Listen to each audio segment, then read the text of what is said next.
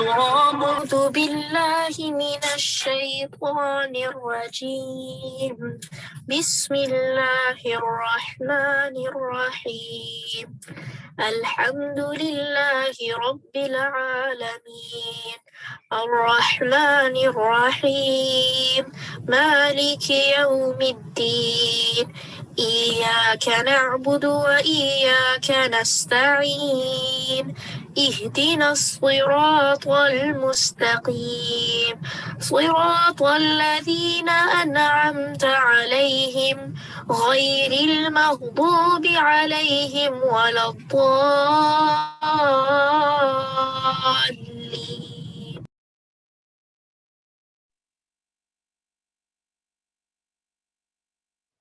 إن الحمد لله نحمده ونستعينه ونستغفره ونعوذ بالله من شرور أنفسنا ومن سيئات أعمالنا. من يهده الله فلا مضل له ومن يضلل فلا هادي له وأشهد أن لا إله إلا الله وحده لا شريك له وأن محمدا عبده ورسوله. أما بعد، أعوذ بالله من الشيطان الرجيم. بسم الله الرحمن الرحيم.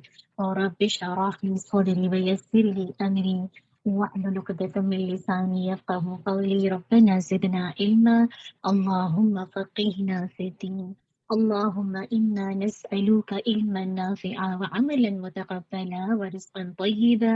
اللهم انفعنا بما علمتنا وعلمنا ما ينفعنا وزدنا علما. اللهم وفقنا لما تحب وترضى. اللهم صل وسلم على نبینا محمد وبارک وسلم. السلام علیکم ورحمۃ اللہ وبرکاتہ. مجھے امید ہے آپ سب خیر و عافیت سے ہوں گے. اللہ سبحانہ و تعالیٰ آپ سب کو اپنی عافیت میں رکھے، ایمان کے ساتھ، اللہ سبحانہ و تعالیٰ کی نعمتوں کے ساتھ، شکر کے جذبے کے ساتھ، اور اللہ سبحانہ و تعالیٰ کی رضامندی کے ساتھ. اللہم آمین. آنے سے پہلے مجھے امید ہے کہ آپ سب نے الحمدللہ اپنی نیتوں کا جائزہ لیا ہوگا، اور نیت سے متعلق ہم کچھ باتوں کو ریویو کر رہے ہیں. کیوں؟ کیونکہ جب تک اللہ تعالیٰ کے لیے کوئی بھی کام نہیں ہوگا تو بات نہیں بنے گی.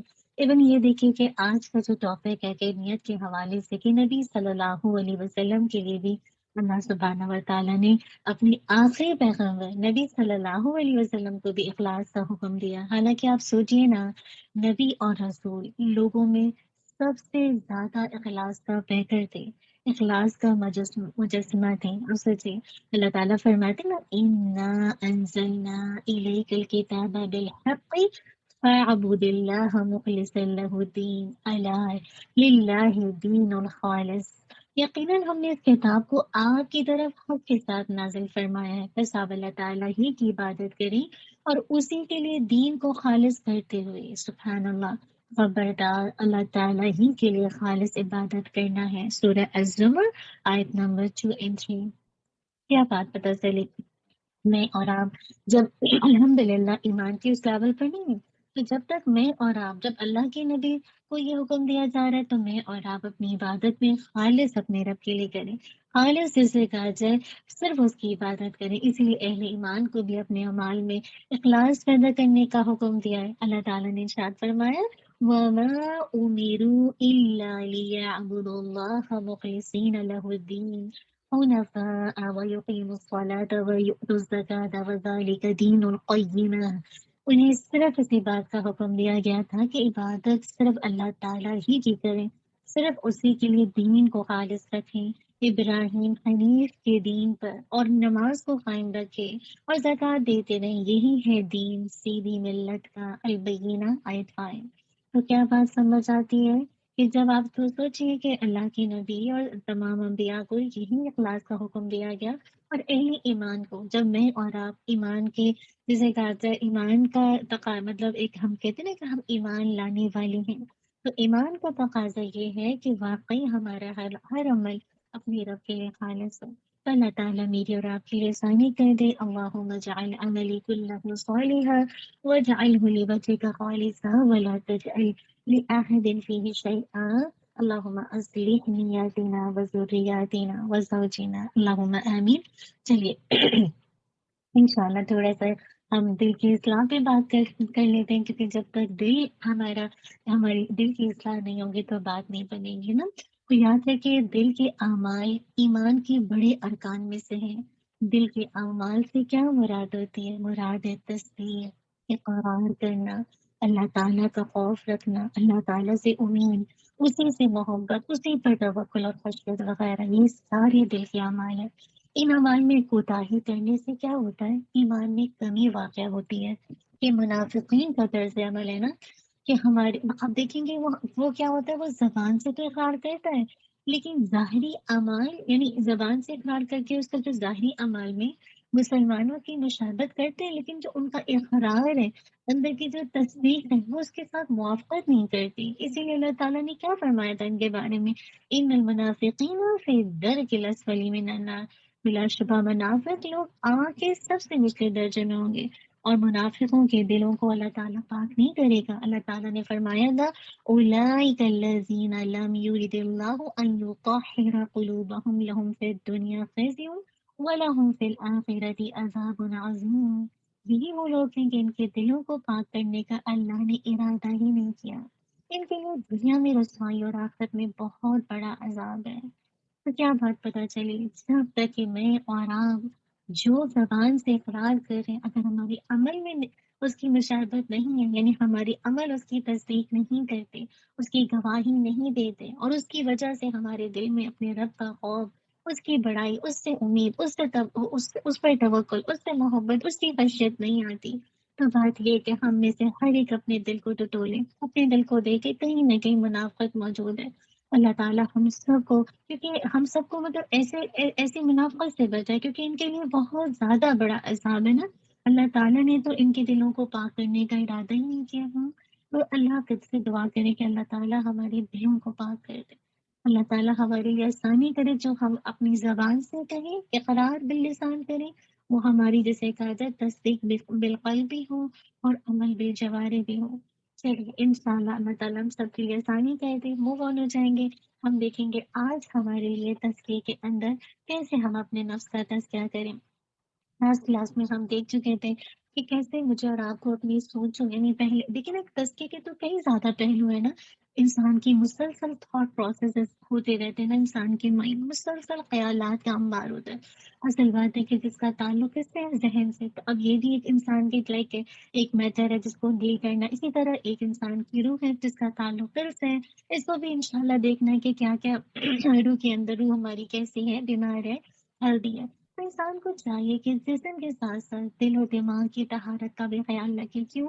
تاکہ وہ ذہنی اور روحانی طور پر صحت مند رہے۔ ہم میں سے ہر کوئی چاہتا ہے نا کہ وہ جسے کہا جائے یعنی سائیکولوجیکلی بھی یعنی مینٹلی طور پر بھی وہ بالکل ایکٹیو رہے، یعنی کوئی اللہ نہ کرے کوئی ڈپریشن، انزائٹی، کوئی فیئر جو اس کو کام نہ کروائے، اور روحانی اسپرچولی طور پر بھی انسان صحت مند ہے نا، اور فزیکلی بھی ہر انسان چاہتا ہے۔ اسی لیے اپنے خیالات اور اپنے جذبات کو پاکیزہ رکھنا دراصل یہی صحت مند شخصیت کا راز ہے۔ آج اگر میں اور آپ اس پورے رمضان میں اس میں کامیاب ہو جاتے ہیں کہ اپنی تھاٹ پروسیسنگ کو، اپنی فیلنگس کو پاکیزہ کر لیں، تو پھر انشاءاللہ آپ دیکھیں گے کہ آپ کی صحت کیسے نکلتی ہے۔ یاد رکھیے جانوروں انسانوں میں فرق یہی ہے کہ جانور کی کوئی پرسنالٹی نہیں ہوتی، اسے اپنے ہونے کا احساس ہی نہیں ہوتا، جبکہ انسان کی ایک پرسنالٹی ہے جس کا اسے احساس بھی ہوتا ہے۔ اور صحت مند جو پرسنالٹی کے لیے اپنے جذبات اور اپنے خیالات کو پاکیزہ رکھنا بہت اہم ہے۔ اس طرح انسان کو اپنے لیے کیا بن جاتا ہے، پروڈکٹیو بن جاتا ہے، اور مخلوق سے بھی اس کا تعلق بہت اچھا ہو جاتا ہے۔ اس کی شخصیت اتنی پروقار ہو جاتی ہے، خوشگوار ہو جاتی ہے، اس کا اخلاق بہترین ہو جاتا ہے۔ ساتھ ساتھ عقیدے کو پاک رکھنے سے روح کی پاکیزگی حاصل ہوتی ہے۔ بعض اوقات الحمد للہ آپ نے اپنے جذبات کو پاک کیا، اپنے احساسات کو، اپنی فیلنگس کو، لیکن ساتھ ساتھ عقیدے کو پاک رکھنا انتہائی ضروری ہے، جس سے آپ کی روح پاکیزہ ہوگی، پھر اس سے آپ کے دلوں کو اطمینان نصیب ہوگا، اور الٹیمیٹ رزلٹ کیا ہوگا کہ خالق سے درست تعلق پیدا ہو جائے گا۔ سبحان اللہ۔ اور یہی مجھے اور آپ کو چاہیے کہ میرا اور آپ کا اپنے رب کے ساتھ بالکل جسے کہا جائے درست تعلق پیدا ہو جائے۔ یاد رکھیے ہم جو ہے چار پہلوؤں سے انشاءاللہ جسے کہا جائے انسان کو اپنی صفائی کرنے کی ضرورت ہوتی ہے۔ نمبر 1، عقیدے کو شرک سے پاک کرنا۔ اس انداز سے میں اور آپ انشاءاللہ کوشش کریں گے صفائی کریں۔ ٹھیک ہے کہ دوسرا پہلو کیا ہے کہ دل کو حسد، تکبر اور نفاق سے پاک کرنا۔ تیسرا کیا ہے؟ جسم کو بری حرکتوں سے پاک کرنا. اور چوتھا کیا ہے؟ لباس اور جسم کو گندگی سے پاک رکھنا. اور یہ بھی کہا جاتا ہے اگر پہلی دو باتوں میں انسان کامیاب ہو جائے تو انشاءاللہ باقی خود بخود انسان کو حاصل ہو جاتی ہے. تو دعا کیجیے کہ اللہ تعالیٰ میرے اور آپ کے لیے آسان کر دے. ایک چیز پہ انشاءاللہ لیٹر آن غور و فکر کریں گے. اصل بات ہے کہ مجھے اور آپ کو اپنی ہر چیز کو یعنی عقیدے کو، سوچ کو، اعمال کو، اخلاق کو پاک پاک کرنے کے لیے دو شرائطیں وہی دو شرائطیں کیا کہ جو جسمانی پاکیزگی کے لیے میرے اور آپ کے لیے اہم ہے.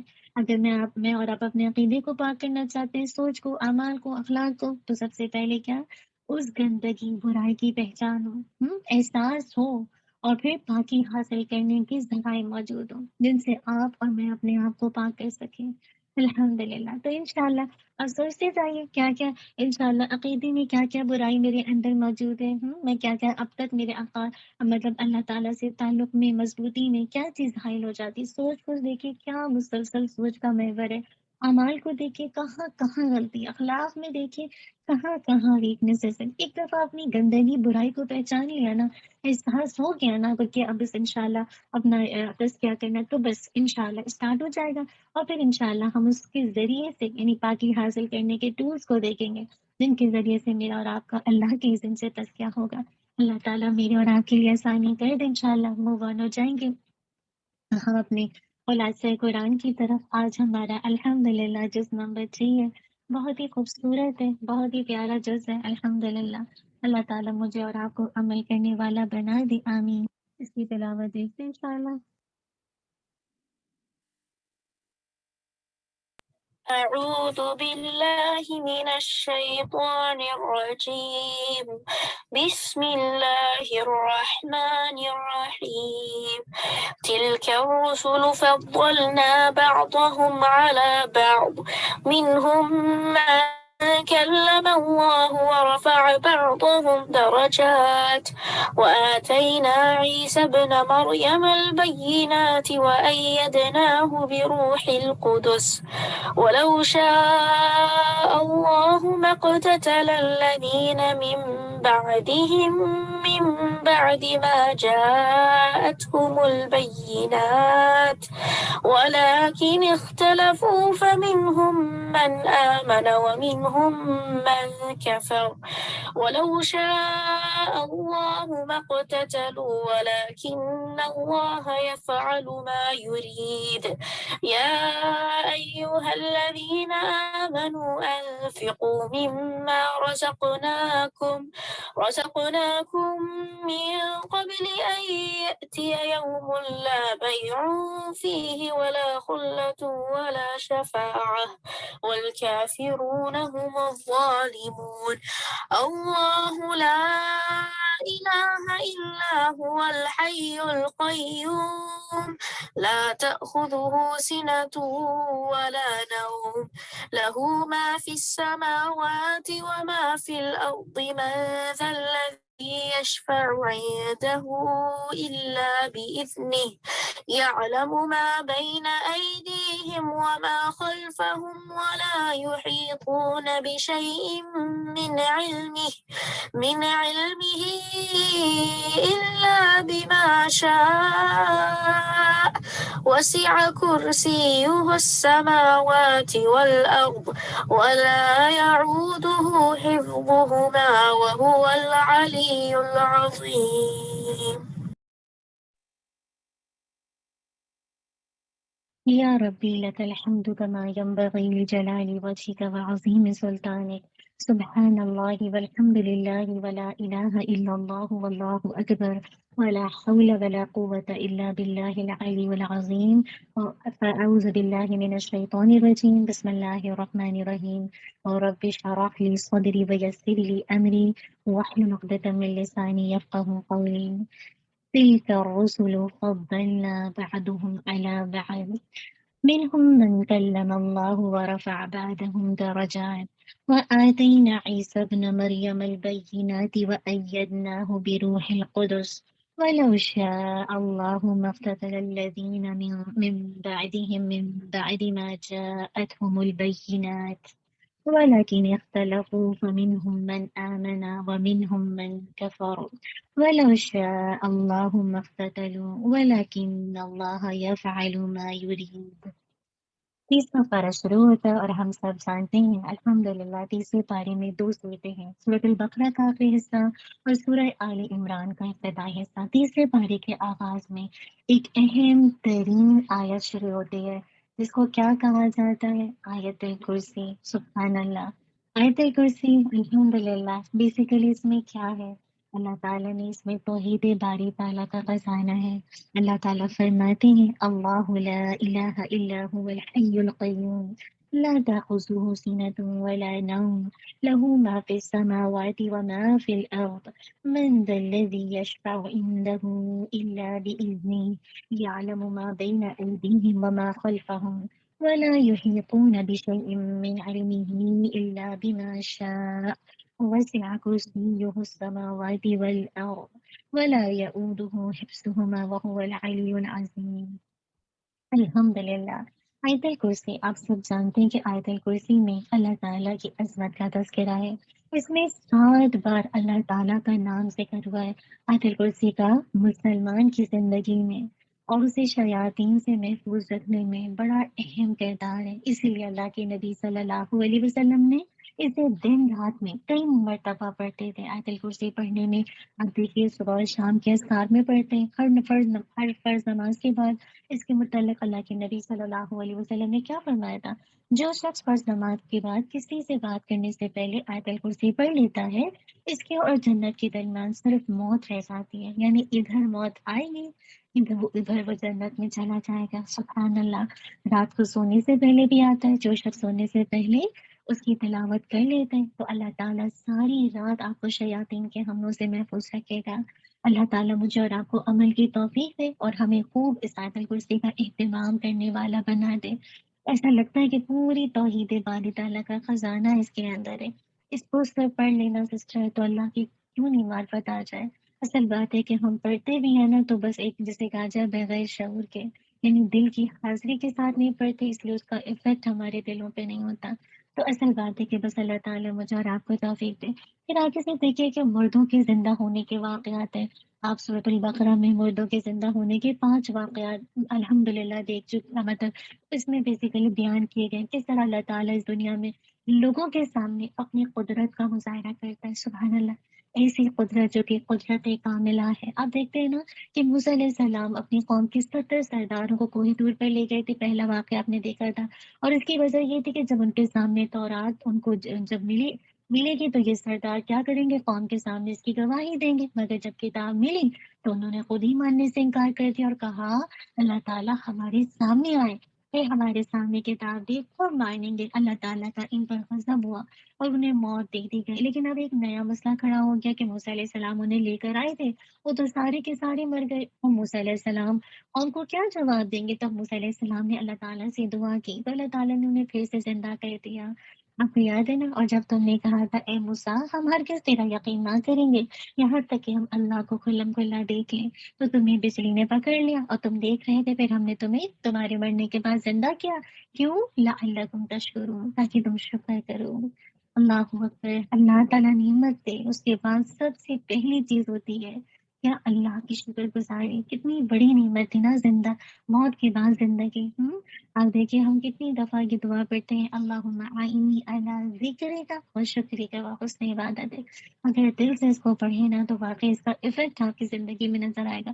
پھر آپ گائے والے کا واقعہ پڑھ چکے ہیں کہ میں نے آپ کو ڈیٹیل میں پہلے پارے میں جب ہم خلاصہ قرآن کر رہے تھے تو آپ کو بتایا تھا کہ کیسے اللہ تعالیٰ نے گائے کو زندہ کیا اور قاتل کا پتہ پتا۔ تیسرا واقعہ دوسرے پارے میں آپ نے دیکھا تھا نا، ایک قوم پر دشمنوں نے حملہ کیا، یہ ہزاروں کی تعداد میں تھے، مگر ہزاروں کی تعداد میں ہونے کے باوجود انہوں نے مزاحمت نہ کی بلکہ موت کے خوف سے وہاں سے بھاگ نکلے تو اللہ تعالیٰ نے انہیں موت دے دی اور بعد میں زندہ کر دی۔ یاد ہے الم تر الی الذین خرجوا من دیارہم وهم الوف حذر الموت فقال لهم الله موتوا ثم احیاهم ان اللہ لذو فضل علی الناس ولکن اکثر الناس لا یشکرون۔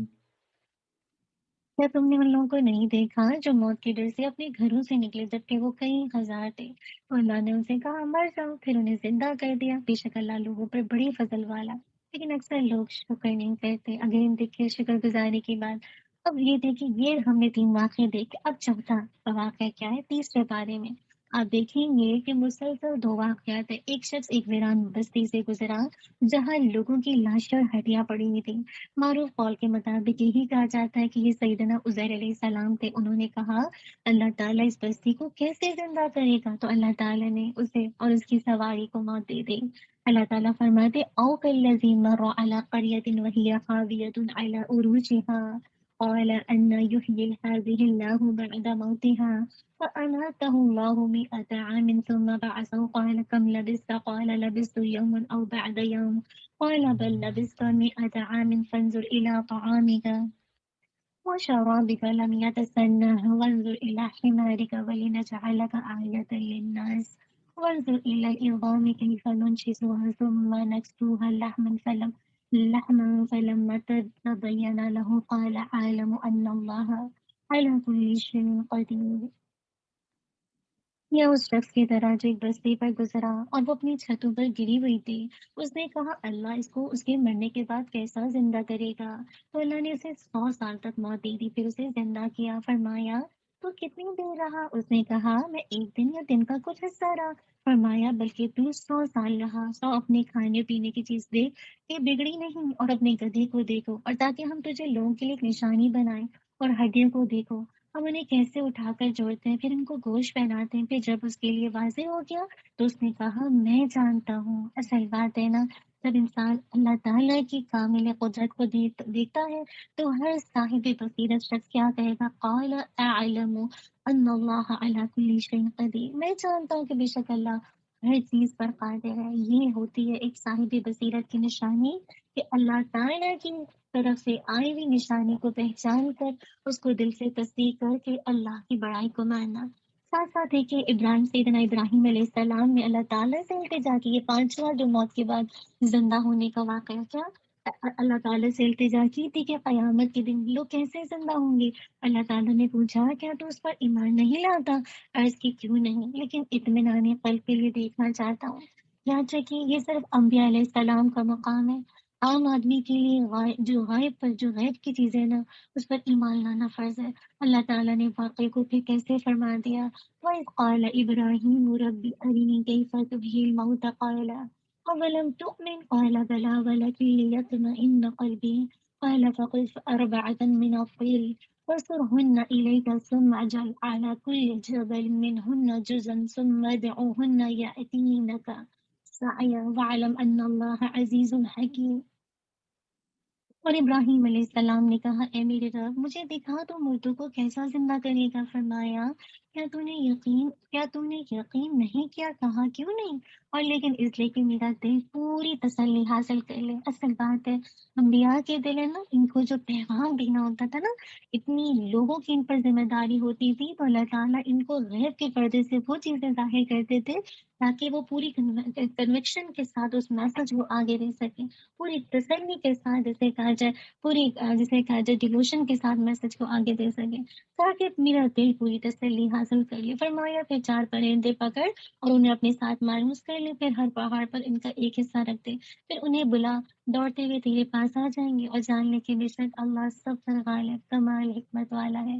سبحان اللہ، کیسے اللہ تعالیٰ نے اپنی شاہکار قدرت کا نقشہ پیش کر دیا نا، کیسے 5 واقعہ سورۃ البقرہ میں ہم نے دیکھے، کیسے اللہ نے ایک کے بعد ایک کو زندہ کر دیا۔ اصل بات ہے کہ ان واقعات سے وہی سبق لے گا جو واقعی اللہ تعالیٰ کی بڑائی کو سمجھے گا، ان آیات پر غور و فکر کرے گا، ان کو جسے کہا سمجھ کر آخرت کے دن پر یقین رکھے گا کہ واقعی ایک دن ہوگا جس دن اللہ تعالیٰ مردوں کو زندہ کرے گا۔ تو میں اور جب آپ اس بات پر یقین رکھیں گے تو اس دنیا میں اللہ کے حکم کے مطابق زندگی گزاریں گے، اس کی ذات، اس کی معرفت کو حاصل کر کے اس کی بتائے ہوئے طریقے کے مطابق زندگی گزاریں گے۔ آگے سے پھر دیکھیں کہ آیت 254 سے آگے 270 تک 74 تک بات، بلکہ آپ دیکھیں گے صدقہ و خیرات کرنے کا حکم دیا گیا ہے، اور اس کا جو آپ دیکھیں کہ آغاز اس انداز سے اللہ تعالیٰ کہتے ہیں یا ایھا الذین آمنوا أنفقوا مما رزقناكم من قبل أن يأتي يوم لا بيع فيه ولا خلة ولا شفاعة والكافرون هم الظالمون۔ اے لوگوں جو ایمان لائے ہو اس میں سے خرچ کرو جو ہم نے تمہیں دیا ہے، نہ کچھ دیا نا، اس سے پہلے کہ وہ دن آئے جس میں نہ کوئی خرید و فروخت ہوگی اور نہ کوئی دوستی اور نہ کوئی سفارش اور کافر لوگ وہی ظالم ہے۔ اب دیکھیے اللہ تعالیٰ کہہ رہے ہیں مجھ سے اور آپ سے مہلت سے فائدہ اٹھا لو، یہ جو تم کو زندگی کا ٹائم پیریڈ دیا ہے نا، اس سے کیا کرو، فائدہ اٹھا لو۔ ہمیں نہیں پتا کہ میرے اور آپ کے پاس کتنی زندگی کا ٹائم پیریڈ ہے، کتنی مہلت ہے۔ اسی لیے اللہ تعالیٰ کہہ رہے ہیں آخرت کی تیاری نہ کرنا، آخرت کے لیے کچھ اپنے لیے نہ بھیجنا، یہ دراصل عملی اعتبار سے کافرانہ روش ہے۔ لہٰذا جھوٹے سہاروں کی نفی نہ کرو کہ کل یہ کام آ جائیں گے، وہ کام آ جائیں گے، یہ دوست کام آ جائے گا۔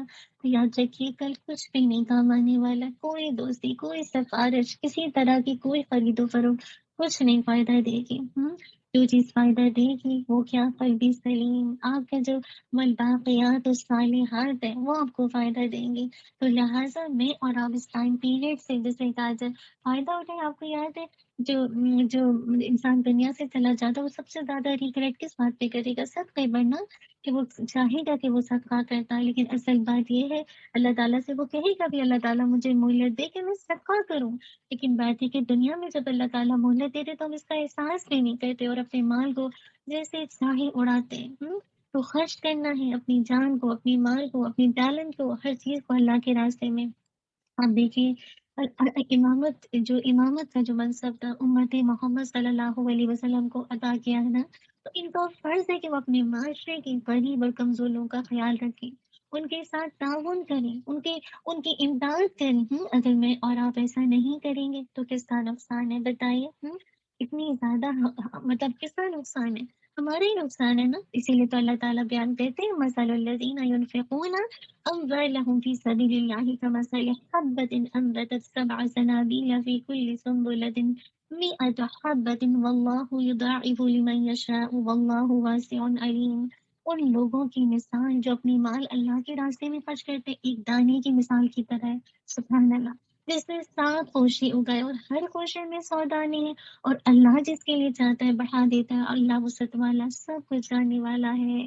کتنی اہم بات ہے نا، ہم اکثر ڈرتے ہیں خرچ کرنے سے، اور ہمیں بتا دیا گیا کہ جب تم اللہ کے راستے میں خرچ کرو گے، انفاق فی سبیل اللہ خرچ کرو گے تو تمہیں کتنا فائدہ ہوگا۔ ثواب میں دیکھیں نا، ثواب میں اضافہ ہوگا۔ اور اب اصل بات ہے کہ آپ نے کس اخلاص کے ساتھ کیا، کن حالات میں آپ نے کیا۔ اللہ تعالیٰ کیسے آپ کے رزق کو کشادہ کر دیں گے۔ تو یاد رکھیے صدقہ کرنے سے مال کبھی کم نہیں ہوتا۔ اکثر ہم گھبراتے ہیں صدقہ دیتے ہوئے، اللہ کے نبی صلی اللہ علیہ وسلم کی حدیث کا مفہوم آتا ہے کہ صدقہ دینے سے مال بڑھتا ہے۔ کتنے لوگ ہیں جو اللہ کے راستے میں ہمیں سے صدقہ دیں، قرض حسنہ دیں، تو اللہ سے دعا کیجیے رمضان کا مہینہ ہے، خوب اللہ کے راستے میں صدقہ دیں، اور یاد رکھیے جب صدقہ دیں گے تو صدقہ وہی قبول ہوگا جو اللہ کے لیے کیا جائے گا۔ صدقہ یاد رکھیے، صدقے کو جو چیز برباد کرتی ہے وہ ہے 2 چیزیں جو صدقے کو برباد کر دیتی ہے۔ یا ایھا الذین آمنوا لا تبطلوا صدقاتکم بالمن والاذی، یہ 2 چیزیں، اے لوگوں جو ایمان لائے ہو، اپنے صدقے احسان رکھنے اور تکلیف پہنچانے سے برباد مت کرو۔ اس شخص کی طرح اپنی مال لوگوں کے دکھاوے کے لیے خرچ کرتا ہے اور اللہ اور یوم آخرت پر ایمان نہیں رکھتا، تو اس کی مثال ایک صاف چٹان جیسی ہے جس پر تھوڑی سی مٹی ہو، پھر اس پر ایک زوردار بارش برسے، بس اسے ایک سخت چٹان کی صورت میں چھوڑ جائے، وہ اس میں سے کسی چیز پر دسترت نہیں پائیں گے جو انہوں نے کمایا، اور اللہ کافر لوگوں کو ہدایت نہیں دیتا۔ یاد رکھیے جب میں اور آپ اللہ کے راستے میں خرچ کریں گے تو یاد ہمیں انفاق کی حفاظت بھی کرنی ہے، بہت ضروری ہے۔ ایسا نہ ہو کہ ایک طرف ہم نیکیاں کرتے جا رہے ہیں، خوب اللہ کے راستے میں خرچ کر رہے ہیں، دوسری طرف برائیوں کے ذریعے سے اپنے اکاؤنٹ میں سے اس کو ڈیلیٹ کرتے جا رہے ہیں۔ یاد رکھیے جب میں اور آپ احسان جتاتے ہیں، تکلیف دے دیتے ہیں، کسی کو جسے کہا جائے 2 بات سنا دیتے ہیں، تو یہ ہمارے اعمال کو ضائع کر دیتا ہے، ہمارے صدقے کو غارت کر دیتا ہے۔ تو اللہ تعالیٰ مجھے اور آپ کو جسے کہا جائے بچا لے اس روش سے کہ میں اور آپ ہم میں سے کوئی بھی اس انداز سے اللہ نہ کرے کہ اپنے صدقے کو ضائع کرنے والا ہو۔ اب بعض اوقات دیکھیے نا، اتنا عام ہے ہمارے معاشرے میں، ذرا سا معاشیوں کے ساتھ احسان کریں گے اور اگر انہوں نے ہمارے ساتھ واپسی پہ احسان نہیں کیا تو ہم 4 باتیں سنا کے ان کی دل آزاری کرتے ہیں، اور ہم سمجھتے ہیں کہ ہم نے ان کو پیسے دے کر ان پر احسان کیا۔ یاد رکھیے، پیسے دے کر ہمیں اور آپ اپنی ذات پر احسان کرتے ہیں کہ اللہ نے جو آپ کو مال دیا ہے اس کے بارے میں آپ سے پوچھو گی، تو ظاہر بات ہے جب آپ اس کو معاشرے کے غریب لوگوں پر خرچ نہیں کریں گے، یہ امت مسلمہ کی ذمہ داری ہے۔ امت وسط ہونے کی حیثیت سے ہماری ذمہ داری ہے کہ ہم اپنے معاشرے سے غربت کو ختم کریں، ایسے لوگوں کی امداد کریں جو واقعی اس کے مستحق ہیں۔ اسی طرح دیکھیں، صدقہ کب قبول ہوتا ہے؟ اسی وقت قبول ہوگا جب اپنی استطاعت کے مطابق آپ بہترین چیز خرچ کریں گے نا۔ یا ایھا الذین آمنوا انفقوا من طیبات ما کسبتم ومما اخرجنا لکم من الارض ولا تیمموا الخبیث، اللہ اکبر، ولا تیمموا الخبیث منہ تنفقون ولستم بآخذه الا ان تغمضوا فیہ واعلموا ان اللہ غنی حمید۔ میں لوگوں سے ایمان لائے ہو ان پاکیزہ چیزوں میں سے خرچ کرو جو تم نے کمائی، اور ان میں سے بھی جو ہم نے تمہارے لیے زمین سے نکالی، اور اس میں سے گندی چیز کا ارادہ نہ کرو جسے تم خرچ کرتے ہو، حالانکہ تم اسے کسی صورت لینے والے نہیں، مگر یہ کہ اس کے بارے میں آنکھیں بند کر لو اور جان لو کہ بے شک اللہ بڑا بے پرواہ ہے، بے حد خوبیوں والا ہے۔ اللہ اکبر۔ آپ دیکھیں، بعض اوقات ہمیں احساس بھی نہیں ہوتا کہ جسے کہا جائے کہ ہم جو دوسرے کو دے رہے ہیں وہ کیا دے رہے ہیں۔ ٹھیک ہے، ایک وہ چیز ہوتی ہے جو آپ نے دی، جو آپ کو آپ کی ضرورت نہیں تھی، لیکن وہ چیز اچھی ہے، قابل قبول ہے، یعنی کسی کے کام آ سکتی ہے، ٹھیک ہے، آپ اس کو دے دی۔ ایک وہ چیز جو آپ کی نظر سے اتر گئی، رتی گندی چیز جسے کہا جب بس آپ اپنے آپ کو ہلکا کرنے کے لیے، اپنے گھر کی صفائی کے لیے نکالتے ہو، ایسی رتی چیزیں جب سوچی نا کسی کو دیتے ہوں گے تو کیسا فیل ہوتا ہے۔ آپ اپنے آپ کو ریسیونگ ہینڈ پر رکھ کے دیکھیے کیا فیلنگ آتی ہے۔ اس طرح کے گفٹ اگر آپ کو کسی بھی موقع پر، کسی بھی انویٹیشن کے موقع پر آپ کو دیے جائیں، آپ کی زبان نہیں جسے کہتے ہیں خاموش رہتی، آپ کچھ نہ کچھ بولنا شروع ہو جاتے ہیں کہ مجھے انہوں نے کیا سمجھ رکھا ہے۔ اس طرح کے جملے ہمارے منہ سے نکل آتے ہیں۔ تو اصل بات یہ کہ جب کبھی کسی کو کوئی مال دینا تو ہمیشہ دیکھیں کہ آپ دے کس کو رہے۔ یاد رکھیے، ریسیونگ اینڈ پر یاد رکھیے، جب اپنے آپ کو رکھیں گے نا تو انسان اپنے آپ کو رکھ کر بہترین معاملہ کر سکتا ہے، اور یہ سوچے کہ صدقہ کس کو دے رہا ہے، اللہ تعالیٰ کے راستے میں دے رہا ہے۔ ایک ہوتا ہے نا کہ ہم صدقہ دے رہے ہیں، اور ایک اللہ کی خاطر اللہ کے بندوں پر خرچ کر رہے ہیں۔ تو میک شور دیکھیں کہ اللہ تعالیٰ ہمیں دیکھ رہے ہیں۔ ایک دفعہ کوئی بتا رہا تھا کہ جیسے کوئی ٹھیلے والا تھا، تو ہوا یہ کہ ہوتا ہے نا عموماً کوئی جسے آیا، کوئی آدمی آیا جسے کہا جائے، اس نے پیسے دیے جتنی بھی دکاندار کو جو بھی، اور اس نے پیسے دے کے وہ عمدہ سے عمدہ جو بھی سبزی تھی یا جو بھی پھل تھے خرید لی، کہ پیسہ تھا دے دیا، صاحب حیثیت تھا، اس کو وہ مال مل گیا جو اس نے پیسے کے ذریعے لے لیا۔ لیکن اس کے بعد جب ایک فقیر آیا اور فقیر سے فقیر نے جب مانگا فروٹ، تو جو عموماً ہوتے ہیں نا کہ دکاندار جو بھی ہوتے ہیں انہوں نے گلا سڑا پھل دے دیا۔ اس نے آسمان کی طرف دیکھا اور کہا کہ اللہ دیکھ، تجھے کیا دے رہا ہے نا، مراد یہ کہ جب ہم لوگوں کو پیسوں کے ساتھ معاملہ کرتے تو ان کو عمدہ چیزیں دیتے ہیں، لیکن جب اللہ کے راستے میں دے رہے ہوتے تو عموماً کیا جو گلی سڑی چیزیں ہوتی ہیں اکثر وہ نکال رہے ہوتے ہیں۔ تو یاد رکھیے، وہ فقیر کو دیکھیے کتنی اس کے اندر شعور تھا کہ اللہ کی طرف دیکھا اور دیکھا یہ اللہ تجھ کو دیا جا رہا ہے، یعنی اللہ کے راستے میں کیا رتی چیزیں لگی ہیں دینے کے لیے۔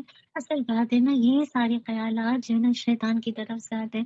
شیطان غربت کا ڈر پیدا کر دیتا ہے کہ تم صدقہ کرو گی نا تو دیکھنا تمہارا مال کس انداز سے ختم ہو جائے گا، جبکہ اللہ تعالیٰ دینے والا ہے۔ یاد رکھیے کہ اللہ تعالیٰ دینے والے سے اپنے فضل کا وعدہ کرتا ہے۔ تو میں اور آپ، کیونکہ آتا ہے نا شیطان یعدکم الفقر ویأمرکم بالفحشاء واللہ یعدکم مغفرۃ منہ وفضلا۔ اور دیکھنا، شیطان کا کہنا نہ ماننا، وہ تمہیں تنگ دستی کا خوف دلاتا ہے، بے حیائی کے کام کو کرنے کو کہتا ہے، اور اللہ تم سے اپنی بخشش اور رحمت کا وعدہ کرتا ہے۔ اللہ بڑی خوشائش والا اور سب کچھ جاننے والا ہے۔ تو کبھی بھی شیطان کا وسوسہ آئے کہ تنگ دستی ہو جائے گی، بچوں کی فیس کیسے جائے گی، گھر کا خرچہ کیسے چلے گا، رحمان کی فضل کو یاد کریے، رحمان کی مغفرت کو یاد کیجیے، انشاءاللہ سب کا کرنا آپ کے لیے آسان ہو جائے گا۔ یاد رکھیے، مال صرف ان لوگوں کو نہیں دینا جو آپ کے دروازے پر آ کے مانگنے کے لیے آتے ہیں یا جو غربت کے حوالے سے مشہور ہے، بلکہ ان لوگوں کا خیال بھی کرنا ہے جو لوگ اللہ کے راستے میں خدمات انجام دے رہے ہیں، ان کی ضروریات پوری کرنے کے لیے صدقہ کرنا چاہیے، ہے نا۔ سوچیے، اکثر یہ فیلڈ اکثر نگلیکٹ کر دی جاتی ہے، ہم راستے میں فقیروں کو دے دیتے ہیں، ان کو دے دیتے ہیں، جو غربت کے حوالے سے مشہور ہوتے ہیں ان کو بھی دے دیتے ہیں رہ جاتے ہیں۔ ہمارے وہ لوگ جو لوگوں سے بھی لپٹ لپٹ کر نہیں مانگتے، ایسے لوگ جو اللہ کے راستے میں کھپے ہوئے دین کی خدمت کر رہے ہیں، ان کی ضروریات پوری کرنے کے لیے صدقہ کیجیے۔ للفقراء الذین احصروا فی سبیل اللہ لا يستطيعون ضربا في الأرض يحسبهم الجاهل أغنياء من التعفف تعرفهم بسيماهم لا يسألون الناس إلحافا وما تنفقوا من خير فإن الله به عليم۔ یہ صدقات ان محتاجوں کے لیے جو اللہ کے لیے راستے میں روکے گئے ہیں، زمین میں سفر نہیں کر سکتے، نہ واقف انہیں سوال سے بچنے کی وجہ سے مالدار سمجھتا ہے، تو انہیں ان کی علامت سے پہچان لے گا۔ وہ لوگوں سے لپٹ کر نہیں مانگتے، اور تم خیر میں سے جو خرچ کرو گے یقیناً اللہ اسے خوب جاننے والا ہے۔ تو کیا بات سمجھ آ گئی؟ ایسے لوگوں پر بھی خرچ کرنا ہے، ایسے لوگوں پر بھی دیکھیں، تلاش کیجیے کتنے لوگ ہیں جو دین کا کام کرتے کراتے ہیں نا، ایسے لوگوں کو خود دیجیے، کیونکہ یہ دین کے کام میں کھپے ہوئے راستے میں لگے ہوئے۔ آج اگر یہ دین کے کاموں میں نہ لگے تو دین آگے جائے تو کیسے جائے؟ پھر آگے دیکھیے آیت نمبر 275 سے 281 میں ان لوگوں کا تذکرہ ہے جو غریب لوگوں کو صدقہ یا قرض دینے کے بجائے قرض کے راستے ان کا خون چوستے ہیں اور سود کھاتے ہیں۔ اللہ نہ کرے قرض دے کر ہم میں سے کوئی کسی کا خون چوسے، اور یہ چیز اب معاشرے میں اتنا عام ہے، سودی معاملہ، اللہ اکبر۔ اب دیکھیے کیا حال ہو جاتا ہے انسان۔ الذین، اللہ تعالیٰ فرماتے ہیں الذین یأکلون الربا لا یقومون الا کما یقوم الذی يتخبطه الشیطان من المس ذلك بأنهم قالوا انما البيع مثل الربا وأحل الله البيع وحرم الربا فمن جاءه موعظة من ربه فانتهى فله ما سلف وأمره إلى الله ومن عاد فأولئك أصحاب النار هم فيها خالدون۔ وہ لوگ جو سود کھاتے ہیں کھڑے نہیں ہوں گے مگر جیسے وہ شخص کھڑا ہوتا ہے جسے شیطان نے چکر خپتی بنا دیا ہو۔ یہ اس لیے کہ انہوں نے کہا کہ بے تو سودی کی طرح، حالانکہ اللہ نے بے کو حلال کیا اور سود کو حرام کیا کہ جس کے پاس اس کے رب کی طرف سے کوئی نصیحت آئے بس وہ باز آ جائے۔ تو جو پہلے ہو چکا وہ اسی کا ہے، اور اس کا معاملہ اللہ کے سپرد ہے۔ یہ نہیں کہا کہ معاف ہو جائے گا، اللہ کے سپرد ہے، اور جو دوبارہ ایسا کرے گا تو وہی آگ والی اس میں ہمیشہ رہنے والے ہیں۔ اللہ اکبر۔ آپ سوچیے ایسی آیت ہے نا، اصل بات یہ ہے کہ اللہ تعالیٰ نے آگے پھر فرما دیا ہے اگر نہیں ہے، نہیں تم اس کے بعد بھی باوجود باز رہتے تو اللہ اور اس کے رسول سے، اللہ اور اس کے رسول سے جنگ کے لیے تیار ہو جاؤ۔ یا ایھا الذین آمنوا اتقوا اللہ وذروا ما بقی من الربا ان کنتم مؤمنین، مومنو اللہ سے ڈرو اگر ایمان رکھتے ہو تو جتنا سود باقی رہ گیا اس کو چھوڑو۔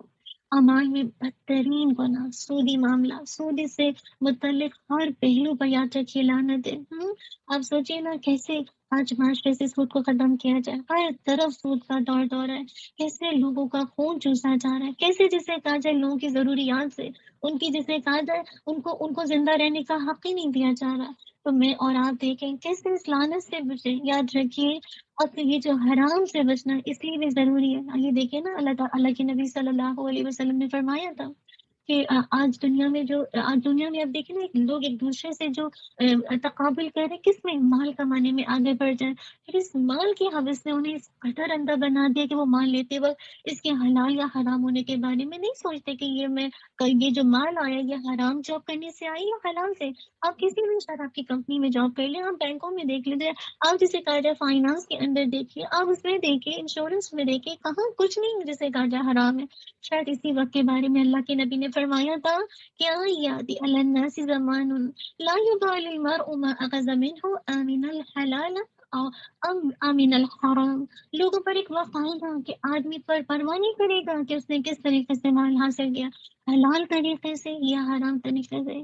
یاد رکھیے حرام سے بچنا ضروری ہے، کیوں؟ کیونکہ قیامت کے دن مالک الملک نے جن چیزوں کے بارے میں خاص سوال کرنی ہے ان میں سے ایک اکل حرام کے بارے میں۔ معاذ رضی اللہ عنہ سے روایت ہے کہ اللہ کے نبی نے فرمایا کہ قیامت کے دن کسی بندے کے دونوں قدم حرکت بھی نہیں کر سکیں گے حتیٰ کہ اسے چار چیزوں کے متعلق سوال کیا جائے، اس کی عمر کے متعلق اس نے کہاں فنا کی، اس کی جوانی کے متعلق اس نے کہاں بوسیدہ کیا، اس کے مال کے متعلق اس نے کہاں سے کمایا اور اسے کہاں خرچ کیا، اور اس کے علم کے متعلق اس نے اپنے علم کے مطابق کیا عمل کیا۔ سوچیے میں اور آپ تیار ہیں کہ مال کما کے تو شوہر لا رہے، لیکن ہماری نگاہ خرچ کرنے پر جیسے چاہیں خرچ کریں، ایک دفعہ احساس نہیں ہوتا کہ شوہر کس کام میں لگا ہے، بچے کس کام میں لگے ہیں، ہمارے گھر کے مرد کس کام میں لگے۔ اللہ تعالیٰ میرے اور آپ کے اندر یہ شعور بیدار کر دے اور ہمیں سوچ جیسے لعنت سے بچا لے۔ آپ سوچیے اس کا گناہ کوئی چھوٹا گناہ ہے، صحابہ کتنا بچتے تھے، اللہ کے نبی صلی اللہ علیہ وسلم کتنا سود کے حوالے سے آپ نے کیا کچھ نہیں کہا۔ الحمد للہ کیا کچھ احادیث نہیں آتی ہمارے پاس سود کے حوالے سے، صحابہ کتنا، یعنی ابو بکر کے بارے میں آتا ہے کہ سیدنا ابو بکر نے اپنا ہاتھ منہ میں داخل کیا اور پیٹ میں موجود ہر شے کی جب ان کو پتا چلا کہ لائک مطلب انہوں نے کوئی ایسی چیز کھائی تو مانتی کہ صحابہ اتنا ڈرتے تھے، اتنا زیادہ ڈرتے تھے اس طرح کی چیزیں کھانے سے۔ یاد رکھیے حرام جو خوری ہوتی ہے نا، یہ اس کا گناہ کوئی معمولی گناہ نہیں ہے، یہ بڑے خطرناک گناہ۔ اللہ کے نبی صلی اللہ علیہ وسلم نے فرمایا 7 مہلے گناہوں سے بچو۔ صحابہ نے عرض کی یا رسول اللہ وہ کیا ہے؟ آپ نے فرمایا اللہ کے ساتھ شرک کرنا، جادو کرنا، نہ کسی کی جان لینا جو اللہ نے حرام کیا، سود کھانا، یتیم کا مال کھانا، جنگ کے دن پیٹ پھیرنا اور پاک دامن غافل مومن عورتوں کو تہمت لگانا۔ اللہ اکبر۔ اور اس حدیث میں آپ دیکھیں نا، یتیم کا مال کھانا، سود کھانا، یہ ساری عقلیں حرام ہے، یہ کبیرہ گناہ ہے۔ اللہ تعالیٰ مجھے اور آپ کو بچا لے۔ یاد رکھیے جب میں اور آپ عقلیں حرام سے صدقہ کرتے ہیں نا تو اللہ تعالیٰ وہ قبول بھی نہیں کرتا۔ اللہ کے نبی صلی اللہ علیہ وسلم نے فرمایا اے لوگوں، ایھا الناس ان اللہ طیب لا یقبل الا طیبا، اے لوگوں بے شک اللہ پاک ہے اور صرف پاک چیزوں کو ہی قبول کرتا ہے، اور بلا شبہ اللہ تعالیٰ نے مومنوں کو بھی وہی حکم دیا جو رسولوں کو دیا۔ چنانچہ اللہ الارشاد باری تعالیٰ کے اے رسولوں پاکیزہ اشیاء سے کھاؤ اور نیک عمل کرو، یقیناً میں جانتا ہوں جو تم عمل کرتے ہو۔ اور ایک دوسرے مقام پر فرمایا اے ایمان والو پاکیزہ رزق میں سے کھاؤ جو ہم نے تمہیں دیا ہے۔ پھر آپ صلی اللہ علیہ وسلم نے ایک ایسے آدمی کا ذکر کیا جو طویل سفر کرتا ہے، اس کے بال بارہ ٹنٹا ہے، جسے غبار آلود ہے، وہ آسمان کی طرف اپنے ہاتھ پھیلاتا اور کہتا ہے اے میرے رب، اے میرے رب، اے میرے رب، لیکن اس کا کھانا بھی حرام کا ہے، اس کا پینا بھی حرام کا ہے، اس کا لباس بھی حرام کا ہے، اور اسے غذا بھی حرام کی دی جاتی ہے، تو اس کی دعا کیسے قبول کی جائے؟ تو دل کی صفائی اور دعا عبادت کی قبولیت میں حلال کھانے کا بہت گہرا اثر ہے۔ اکثر ہم کہتے ہیں نا ہماری دعائیں قبول نہیں ہوتی، کیوں؟ کیونکہ حرام کھانے سے نہ تو دعا قبول ہوتی ہے اور نہ ہی کوئی عبادت قبول ہوتی ہے۔ اللہ تعالیٰ ہم سب کو بچا لے۔ اور آج کتنا عام ہے سود کا کاروبار، ہمیں کبھی یقین نہیں آتا۔ اللہ کے نبی صلی اللہ علیہ وسلم کی حدیث کا آتی ہے اللہ تعالیٰ سود کو مٹاتا ہے، یمحق الربا، یعنی قرآن کی آیت ہے نا کہ اللہ تعالیٰ سود کو مٹاتا ہے، یمحق الربا ویربی الصدقات واللہ لا يحب كل کفار نسیم۔ اللہ تعالیٰ سود کو مٹاتا ہے، صدقے کو بڑھاتا ہے، اور اللہ تعالیٰ کسی ناشکری گناہ گار سے محبت نہیں کرتا۔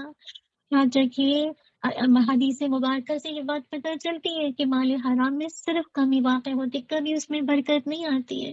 ما احد اکثر من الربا الا كان عاقبۃ امرہ الا قلہ، جو کوئی سود سے مال بڑھائے تو اس کا آخری انجام اس میں کمی ہوتی ہے، کبھی بھی اس کا مال بڑھتا نہیں ہے۔ اللہ اکبر۔ تو اصل بات کیا ہے کہ اللہ تعالیٰ مجھے اور آپ کو سود کی لعنت سے بچا لے، کیونکہ اللہ کے نبی صلی اللہ علیہ وسلم کی یہ حدیث بہت ڈرا دینے والی ہے۔ آکلوا الربا وموکلہ وکاتبہ وشاہداہ اذا علموا بہ ملعونون علی لسان محمد صلی اللہ علیہ وسلم یوم القیامہ، یعنی سود کھانے والا اور کھلانے والا اور اس کے دونوں گواہ اور کاتب، ان کو اس کا علم رہا ہو تو سب محمد صلی اللہ علیہ وسلم کی زبان مبارک سے ملعون ہے۔ اللہ تعالیٰ مجھے اور آپ کو سود جیسی لعنت سے بچا لے، اللہ بہت خسارہ ہے۔ اسی لیے دیکھیے اللہ تعالیٰ نے اصحاب مال کو ترغیب دی ہے، جن کے پاس مال ہے کہ وہ غریب لوگوں کو ان کی ضرورتیں پوری کرنے کے لیے انہیں قرض دے دیا کریں، یہ آلٹرنیٹ ہے، بجائے کہ آپ ان سے انٹرسٹ لے لے کے اپنے مال کو بڑھائیں جبکہ وہ مال بڑھ ہی نہیں رہا، تو آپ کیا کریں، انہیں قرض دے دیا کریں۔ اور یہ تعاون کی آسان ترین صورت ہے۔ اس طرح کیا ہوگا کہ قربا کے تعاون کی ایک صورت کیا ہے، دوسرے ادھار چیزیں دینا، ایک اور چیز کیا کہ اگر آپ ان کو ادھار دے دیں، یعنی کوئی چیز آپ نے ان کو دی تھی اور اس کے بدلے کوئی چیز لے لی، اور فرمایا جب کسی کو قرض دیں یا کوئی چیز ادھار دیں تو اس کو لکھ لیا کریں، اور اس پر 2 مردوں کی گواہی بنا لیں۔ میک شور جب بھی آپ نے کسی کو کوئی چیز ادھار دی ہے، قرض دیا ہے، اس کو لکھنا ضروری ہے، اور اس پر کسی 2 مردوں کو گواہ بنا لیں۔ اگر 2 مرد نہ ملے تو 1 مرد اور 2 عورت کو گواہ بنا لیں۔ بہت اہم ہے، کیونکہ اللہ تعالیٰ کا حکم ہے یا ایھا الذین آمنوا اذا تداینتم بدین الی اجل مسمی فاکتبوہ، اے مومنو جب تم آپس میں کسی میعاد معین کے لیے قرض کا معاملہ کرنے لگو تو اس کو لکھ لیا کرو۔ تو جو مالی معاملات اس کی بہت اہمیت ہے۔ یہ جو قرض کا لین دین ہے یہ بہت نزاکت والا کام ہے، بہت کیئرفل ہونے والا کام، تو اس کو لکھنا صفحہ بنانا انتہائی ضروری ہے۔ تو اللہ تعالیٰ مجھے اور آپ کو ایسا کرنے والا بنا۔ اس کے باوجود یعنی کوئی کسی کو قرض دیتا ہے اور وہ اگر اس کو نہیں لوٹاتا اس مدت تک، تو یاد رکھیے ہر دن جو آگے جاتا جائے گا اس کو ڈبل ریوارڈ ملے گا، اور اس شخص کے لیے تو بخشش کا وعدہ ہے کہ جو لوگوں کے قرضوں کو معاف کر دیتا ہے۔ اللہ تعالیٰ میرے دل میں وسعت مال دیا ہے تو لوگوں کو دینے والا بنا دے۔ پھر آخر میں سورۃ البقرہ کا اختتام ہے، لیکن سورۃ البقرہ کی آخری دو آیات ہے۔ اللہ کے نبی صلی اللہ علیہ وسلم نے فرمایا من قرأ بالآیتین من آخر سورۃ البقرہ فی لیلۃ کفاتہ، جو شخص رات کو سورۃ البقرہ کی آخری دو آیت پڑھ لے تو وہ اس کے لیے کافی ہو جائے گی۔ سبحان اللہ، کتنی آسان سی ہے۔ ہم چاہتے ہیں کہ اللہ تعالیٰ میرے لیے کافی ہو جائے، بس آپ اس کو اپنا لازم حصہ بنا لیں، ضرور اس کو پڑھیں۔ سیدنا نعمان بن بشیر رضی اللہ عنہ سے روایت ہے کہ رسول اللہ صلی اللہ علیہ وسلم نے فرمایا یا ان اللہ كتب كتابا قبل ان يخلق السماوات والارض بألف عام انزل منه آيتين ختم بهما سورة البقرة ولا يقرآن في دار 3 ليال فيقربها الشیطان۔ اللہ تعالیٰ نے زمین اور آسمان پیدا کرنے سے پہلے 2000 سال پہلے ایک کتاب لکھی، اس میں سے اس دو آیات نازل فرمائی، اللہ اکبر، اس میں سے اس دو آیات کو نازل فرمائی جن کے ساتھ سورۃ البقرہ کا اختتام کی، اور وہ کسی گھر میں 3 راتیں نہیں پڑھی جائیں گی کہ شیطان اس کے قریب آ سکے۔ سبحان اللہ، یعنی جو کوئی اس کا اہتمام کرے گا تو شیطان اس کے قریب بھی نہیں آئے گا۔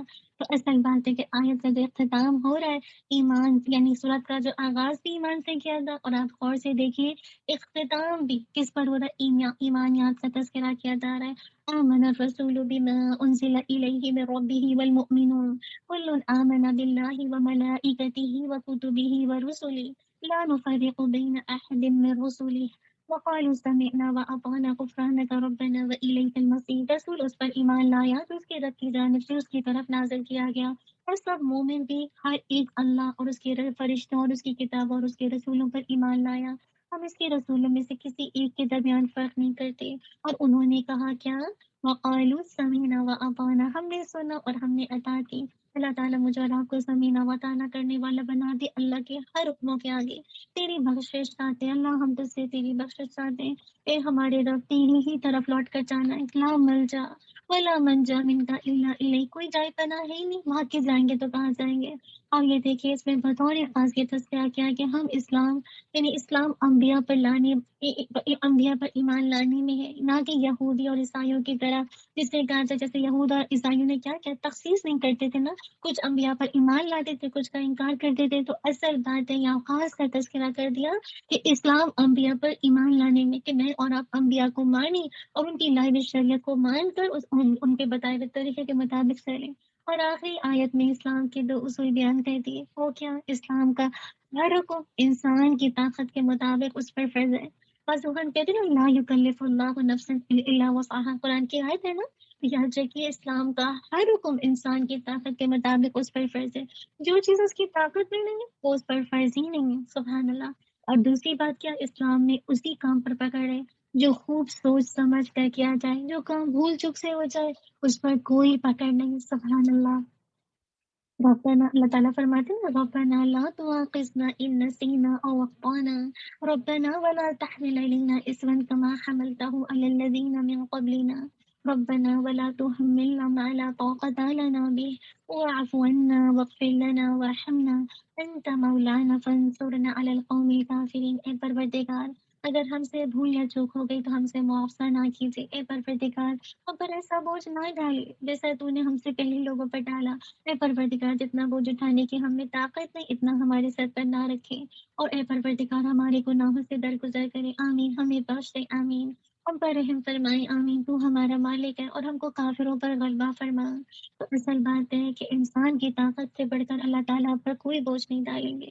اللہ تعالیٰ نے جو بھی احکامات رکھے اکارڈنگلی اللہ تعالیٰ نے آپ کو پیدا کیا ہے، اور اسی کے مطابق آپ کو کچھ احکامات دیے، آپ کی طاقت سے بڑھ کر آپ کو نہیں آزمایا جاتا، آپ پر احکامات نہیں ڈالے جاتے۔ اور پھر یہ کہ اور پھر دیکھیے کب جب میں اور آپ خوب سوچ سمجھ کے جسے کہا جائے پلاننگ کے ساتھ کام کرتے ہیں پھر پکڑے بھول چک میں دیکھیے کبھی نماز انسان کی چھٹ جاتی بھول چکے آنکھ لگ گئی نہیں کھلی کوشش کے باوجود جان کے نہیں چھوڑی تھی ٹھیک ہے اللہ تعالیٰ غفور الرحیم ہے کوئی بات ہے کہنا نہیں چاہتے تھے بس بھول میں بات کرتے کرتے نکل گئی کوئی انٹینشن نہیں تھا کوئی ارادہ نہیں تھا بس احساس ہوا غلطی ہوگی اللہ کی طرف آ جائے اسی لیے دیکھیے بات فوراً کہا واہ ہمیں طاقت نہیں ہے کہ ہم میں سے کوئی اپنی زبان کو بھی کنٹرول کر سکے یہ اللہ تعالیٰ کی دی ہوئی طاقت ہے کہ وہ ہمیں الحمدللہ بچاتا ہے جب ہم ارادہ کرتے ہیں اس کے لیے کوشش کرتے ہیں اسی لیے مسلسل اللہ تعالیٰ سے معافی مانگتے رہتے نا وغفر لنا ورحمنا اللہ بخش دے اللہ معاف کر دے اللہ رحم کر دے تو اصل بات ہے کہ جب اللہ تعالیٰ رحم کریں گے تو بات بنے گی اللہ تعالیٰ مجھے اور آپ کو اتنی اچھی خوشخبری دے دیں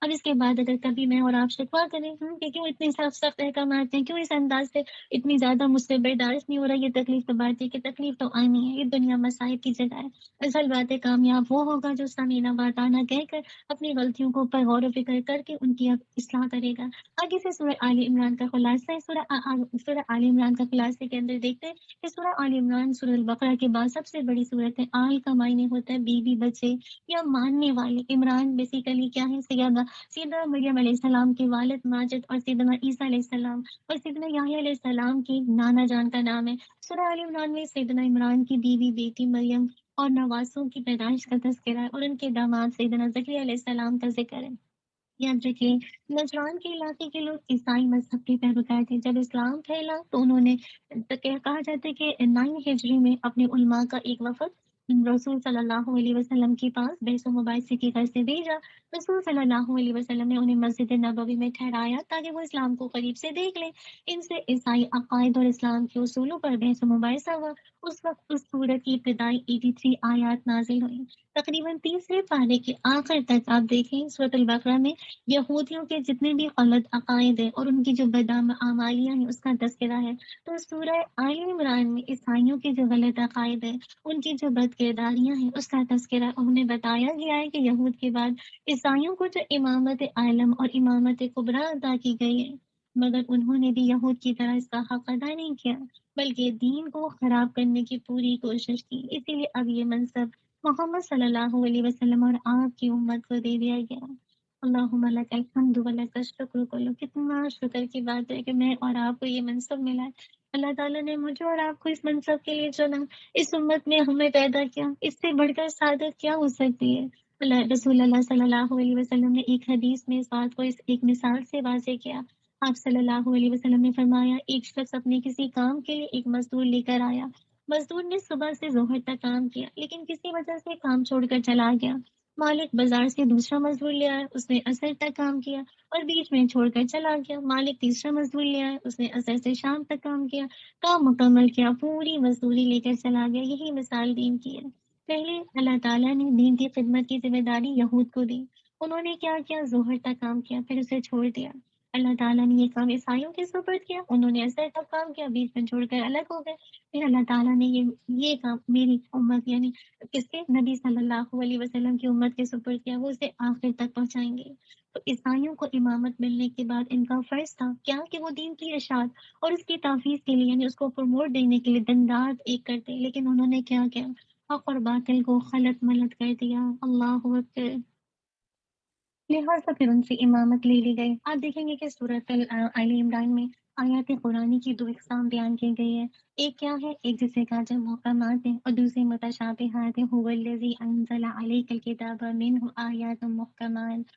ہن ام الکتاب واخر متشابہات وہی تو ہے جس نے تم پر کتاب نازل کی جس کی بعض آیتیں محکم ہے اور وہی اصل کتاب ہے اور بعض متشابہ ہیں تو جن لوگوں کے دلوں میں کھچی ہوتی ہے نا ٹیڑھ ہوتی ہے وہ متشابہات کا اتباع کرتے ہیں تاکہ کیا فتنہ برپا کریں مقصد کیا ہوتا ہے کہ جسے کہا جائے امت کا ان امت کے اندر فساد برپا کرنا اور مراد اس کا یعنی اور مراد اصل کا اصلی کا پتہ لگائیں اصل بات یہ ہوتی ہے کہ یہ چاہتے ہی نہیں ہے نا یہ چاہتے ہی نہیں ہے کہ جیسے کہا جائے کہ چین سے زندگی گزرے مراد ہے کہ فتنہ برپا کرنا چاہتے ہیں یعنی متشابہات کے پیچھے پڑ جاتے ہیں جبکہ اہل ایمان کا جو رویہ ہوتا ہے وہ کیا کرتے ہیں سب پر ایمان لاتے ہیں ٹھیک ہے محکمات پر بھی متشابہات پر بھی اور توجہ ان کی کس پر ہوتی ہے محکمات پر ہوتی ہے جو بالکل واضح آیات ہیں اور جبکہ اہل جو باطل ہوتے ہیں ان کا کیا رویہ ہوتا ہے، وہ متشابہات پر خوب توجہ دیتے ہیں، کیوں؟ کیونکہ وہ دنیا کی زندگی پسند کرتے ہیں، اسی لیے تو اللہ تعالیٰ نے فرمایا زُيِّنَ لِلنَّاسِ حُبُّ الشَّهَوَاتِ مِنَ النِّسَاءِ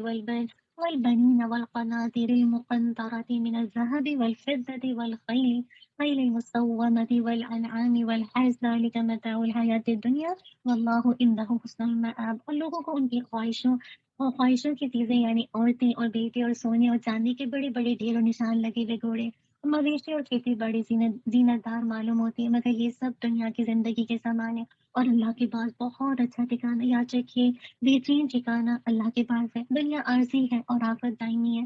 دنیاوی اسباب کو درست انداز سے استعمال کر کے میں اور آپ کیا کریں گے؟ اپنی آخرت کو پروڈکٹیو بنائیں گے، اور اگر میں نے اور آپ نے ایسا نہیں کیا تو یاد رکھیے اسلام جو ہے ایک نظام زندگی ہے۔ میں اور اگر آپ اس کے مطابق زندگی نہیں گزارتے تو نقصان اپنا ہے، کیونکہ ان الدین عند اللہ اسلام، دین تو اللہ کے نزدیک اسلام ہے۔ اسلام ریلیجن نہیں ہے بلکہ کیا ہے؟ کوڈ آف لائف ہے، پرپز آف لائف ہے۔ اللہ کے ہاں صرف اسلامی دین کے طور پر قابل قبول ہوگا۔ اور پھر آگے دوستی کا معیار بتا دیا، لا يتخذ المؤمنون الكافرون الاولیاء من دون المؤمنین ومن يفعل ذلك فليس من اللہ فی شیء۔ مومنوں کو چاہیے کہ مومنوں کے سوا کافروں کو دوست نہ بنائے، اور جو ایسا کرے گا اس سے اللہ تعالیٰ کا کچھ عہد نہیں۔ تو ایمان والوں کی دلی دوستی کس سے ہونی چاہیے؟ صرف مومنوں سے ہو سکتی ہے، غیر مسلموں سے عمدہ برتاؤ جائز ہے لیکن ان سے دلی دوستی نہیں کی جا سکتی، موالات کا رشتہ ان کے ساتھ نہیں کیا جا سکتا۔ اصل بات ساری یہ کہ دلی دوستی صرف مومنوں کے ساتھ ہے، کیوں؟ کیونکہ آپ سب جانتے ہیں کہ اللہ اکبر کہ عیسائیوں کو جب امامت ملنے کے بعد اللہ تعالیٰ نے ان کا فرض کرنا کہ وہ دین کی نشر و اشاعت کرتے، دین کو آگے پہنچاتے، لیکن انہوں نے کیا کیا؟ غلط ملت کر دیا۔ اسی لیے فرمایا یا اہل الکتاب لما تکفرون بآیات اللہ وانتم تشہدون، یا اہل الکتاب لما تلبسون الحق بالباطل وتکتمون الحق وانتم تعلمون، اے اہل کتاب تم کیوں اللہ کی آیات سے کفر کرتے ہو حالانکہ تم خود گواہی دیتے ہو، اے اہل کتاب تم کیوں حق کو باطل سے غلط مراد کرتے ہو اور حق کو چھپاتے ہو حالانکہ تم جانتے ہو۔ عیسائیوں کا کیا خیال تھا کہ ہم اللہ تعالیٰ کی بہت قریبی اور اللہ سے محبت کرنے والے، تو اللہ تعالیٰ نے فرمایا قل ان کنتم تحبون اللہ فاتبعونی یحببکم اللہ ویغفر لکم ذنوبکم واللہ غفور رحیم۔ قل اطیعوا اللہ والرسول فان تولوا فان اللہ لا يحب الکافرین۔ کیا کہا جا رہا ہے؟ کہہ دیجیے اگر تم اللہ سے محبت کرتے ہو تو میری پیروی کرو، کس کی؟ اللہ کے نبی صلی اللہ علیہ وسلم کی۔ اللہ تم سے محبت کرے گا اور تمہیں تمہارے گناہ بخش دے گا۔ اللہ اکبر، اور اللہ بے حد بخشنے والا نہایت مہربان ہے۔ خوب خوب مانگیے اللہ تعالیٰ سے، نبی کی اتباع کیجیے اور اللہ دیکھیے کہ آپ کو اللہ کی محبت ملے گی۔ کہہ دیجیے اللہ اور اس کے رسول کا حکم مانو، پھر اگر وہ منہ پھیر لے تو بے شک اللہ کافروں سے محبت نہیں کرتا۔ عیسائی کہتے ہیں نا کہ اللہ، مریم اور عیسیٰ نعوذ باللہ یہ علیہ السلام مل کر خدا ہے اور کائنات چلا رہے ہیں۔ اسی لیے اللہ تعالیٰ نے سورت میں پہلے مریم علیہ السلام کی پیدائش کا ذکر کیا، پھر عیسیٰ علیہ السلام کی پیدائش کا ذکر کیا۔ یہ بتانے کا مقصد یہ تھا کہ جو پیدا ہو وہ خدا نہیں بن سکتا۔ اللہ وہی ہوتا ہے جس کی صفت یہ ہے کہ لم یلد ولم یولد، نہ وہ کسی سے جنا گیا اور نہ ہی اس کو کسی نے جنا۔ اگر یہ سمجھتے ہیں کہ عیسیٰ علیہ السلام کی بغیر باپ کی پیدائش کا مطلب یہ ہے کہ نعوذ باللہ وہ خدا ہیں یا خدا کے بیٹے ہیں، تو فرمایا کہ تو اللہ کی قدرت کی نشانیاں ہیں۔ یاد رکھیے پہلے تو ہمیں معیار دے دیا کہ اللہ کی محبت کا معیار کیا ہے؟ اتباع رسول۔ اتباع زندگی کے تمام امور میں یہ کیا صرف ہم نماز روزے میں کریں گے؟ نہیں، تمام زندگی میں جسے کہا جائے نبی صلی اللہ علیہ وسلم کی اتباع۔ پھر یہ کہ سنت کا وسیع تصور پیش نظر رکھنا بہت ضروری کہ سنت ہر معاملے میں۔ تو یہاں پہ یہ بتایا جا رہا ہے کہ اگر یہ سمجھتے ہیں کہ عیسیٰ کے بغیر باپ کی پیدائش کا مطلب یہ کہ وہ خدا ہیں یا خدا کے بیٹے، تو فرمائیے تو اللہ کی قدرت کی نشانی ہے۔ اِنَّ مَثَلَ عِیسیٰ عِندَ اللہِ خَلَقَهُ مِن تُرَابٍ ثُمَّ قَالَ لَهُ كُن فَیَکُن۔ بے شک عیسیٰ علیہ السلام کی مثال اللہ کے نزدیک آدم علیہ السلام کی مثال کی طرح ہے، اسے تھوڑی سی مٹی سے بنایا ہوں پھر اسے فرمایا ہو جا، سو وہ ہو جاتا ہے۔ اگر عیسیٰ اس لیے خدائی کے درجے پر فائز ہیں تو آدم علیہ السلام کا تو باپ اور ماں دونوں ہی نہیں تھے۔ اس صورت میں اللہ تعالیٰ کی قدرتوں کا تذکرہ کیا ہے۔ اور دیکھیے کیسے اللہ تعالیٰ لاجواب کرتے تھے نا، کیسے کہا جا رہا ہے کہ سیدنا مریم علیہ السلام کے پاس آسمان سے بے موسم کے پھل آیا کرتے تھے، جب وہ پھل سیدنا زکریا علیہ السلام نے دیکھا تو دعا کی، اے اللہ تو مریم علیہ السلام کو بے موسم کے پھل دیتا ہے تو مجھے بڑھاپے میں یعنی بے موسم کی اولاد بھی تو دے سکتا ہے نا۔ اللہ تعالیٰ نے انہیں، آپ دیکھیں نا بڑھاپے میں کیا ہے، موسم تو نہیں ہے جسے کہا جائے اولاد ہونے کا، لیکن جب بے موسم کے پھل ان کو مل سکتے ہیں تو بے موسم کی اولاد کیوں نہیں ہو سکتی؟ بڑھاپا ہے تو کیا فرق پڑتا ہے، اللہ تعالیٰ جس کو چاہے دے دے۔ اللہ تعالیٰ نے انہیں بڑھاپے میں اور بیوی کے بانجھ ہونے کے باوجود اولاد سے سرفراز کیا۔ اللہ تعالیٰ فرماتے ہیں کیا، هنالك دعا زكريا ربه قال رب هب لي من لدنك ذرية طيبة إنك سميع الدعاء۔ وہیں زکریا علیہ السلام نے اپنے رب سے دعا کی، کہا اے میرے رب مجھے اپنے پاس سے ایک پاکیزہ اولاد عطا فرما، بے شک تو ہی دعا سننے والا تو فرشتوں نے اسے آواز دی جبکہ وہ عبادت خانے میں کھڑا نماز پڑھ رہا تھا کہ بے شک اللہ تجھے یحییٰ علیہ السلام کی بشارت دیتا ہے جو اللہ کے ایک کلمے یعنی عیسیٰ علیہ السلام کی تصدیق کرنے والا اور سردار اور اپنے آپ پر بہت ضبط رکھنے والا اور نبی ہوگا۔ نیک لوگوں میں کہا اے میرے رب میرے یہاں لڑکا کیسے ہوگا جبکہ مجھے تو بڑھاپا آ پہنچ کر میری بیوی بہن سے فرمایا۔ اسی طرح اللہ تعالیٰ کرتا ہے جو چاہتا ہے، کہا اے میرے رب میرے لیے کوئی نشانی بنا دے، فرمایا تیری نشانی یہ کہ تو 3 دن تک لوگوں سے بات نہیں کرے گا مگر کچھ اشارے سے، اور اپنے رب کو بہت زیادہ یاد کر، بس شام اور صبح تسبیح کر، بس نعمت ملنے لگے خوب خوب رب کی بڑائی خوب خوب ویسے بھی کرتے ہیں، اور ایسے موقع پر انسان اور زیادہ کرے اور صبح شام رب کی تسبیح۔ اور اللہ تعالیٰ نے کیسے اپنی رحمت سے الحمدللہ ان کو عطا کی نا اولاد، کیسے عطا کی اللہ تعالیٰ نے ان کو اولاد الحمدللہ۔ پھر آپ دیکھیے کہ سیدنا عیسیٰ علیہ السلام کی بغیر باپ کی پیدائش، سیدنا عیسیٰ علیہ السلام کا پیدائش کے فوراً بعد باتیں کرنا اور ان کے معجزات، یہ سب اللہ کی قدرت کی نشانیاں ہیں۔ سیدنا عیسیٰ علیہ السلام اپنے معجزات کے متعلق کیا فرماتے تھے، وَرَسُولًا إِلَىٰ بَنِي إِسْرَائِيلَ إِنِّي قَدْ جِئْتُكُم بِآيَةٍ مِّن رَّبِّكُم۔ اللہ اکبر، کیا کہتے تھے، إِنِّي أَخْلُقُ لَكُم مِّنَ الطِّينِ كَهَيْئَةِ الطَّيْرِ فَأَنفُخُ فِيهِ فَيَكُونُ طَيْرًا بِإِذْنِ اللَّهِ۔ اور بنی اسرائیل کی طرف رسول ہوگا کہ بے شک میں تمہارے پاس تمہارے رب کی طرف سے ایک نشانی لے کر آیا ہوں کہ بے شک میں تمہارے لیے مٹی سے پرندے کی شکل کی مانند بناتا ہوں، پھر اس میں پھونک مارتا ہوں تو وہ اللہ کے حکم سے پرندہ بن جاتی ہے، اور میں اللہ کے حکم سے پیدائشی اندھے اور برس والے کو تندرست کرتا ہوں اور مردوں کو زندہ کر دیتا ہوں، تمہیں بتا دیتا ہوں جو کچھ تم اپنے گھروں میں کھاتے ہو جو ذخیرہ کرتے ہو، بے شک اس میں اللہ تعالیٰ، بے شک اس میں تمہارے لیے ایک نشانی اگر تم مومن ہو۔ ہمارے بعض بھائیوں کو بھی یہی غلطی لگی، انہوں نے بھی کیا کیا، محمد صلی اللہ علیہ وسلم کے معجزات دیکھ کر انہیں اللہ کی منصب پر نعوذ باللہ فائز کر دیا۔ اللہ تعالیٰ ہم سب کو بچا لے۔ آج کتنا ہوتا ہے کہ اللہ کے نبی کا مقام نعوذ باللہ سم ٹائم اللہ تعالیٰ سے اوپر کر دیتے ہیں۔ یہود و نصارہ کا دعویٰ تھا کہ ہم ابراہیم علیہ السلام کے دین پر ہیں، اربوں کا بھی یہی دعویٰ تھا، اور مسلمان بھی خود کو جسے کہا جائے اسی کے فالوور سمجھتے ہیں کہ ہم بھی انہیں کے فالو کرنے والے۔ تو اللہ تعالیٰ نے ان کا فیصلہ کرتے فرمایا، ما کان ابراہیم یہودیا ولا نصرانیا ولکن کان حنیفا مسلما وما کان من المشرکین۔ اللہ اکبر، ابراہیم علیہ السلام نہ یہودی تھے نہ نصرانی، بلکہ ایک طرف والا، یہ مراد ہے کہ حنیف تھے، یکسو تھے، فرما بردار تھے اور مشرکوں میں سے نہ تھے۔ بے شک سب لوگوں سے ابراہیم علیہ السلام کے ساتھ سادہ قریب یقیناً وہی لوگ ہیں جنہوں نے اس کی پیروی کی، اور یہ نبی اور وہ لوگ کون ہیں، وہ لوگ جو اللہ کے نبی کے پیروکار ہیں، وہ لوگ جو ایمان لائے اور مومنوں کا دوست ہے۔ جب آپ دیکھیے کہ عیسائی علماء رسول صلی اللہ علیہ وسلم کی کسی بات کا جواب نہ دے سکے اور حق ماننے پر آمادہ بھی نہ ہوئے تو اللہ تعالیٰ نے مباہلہ کی آیت نازل فرمائی۔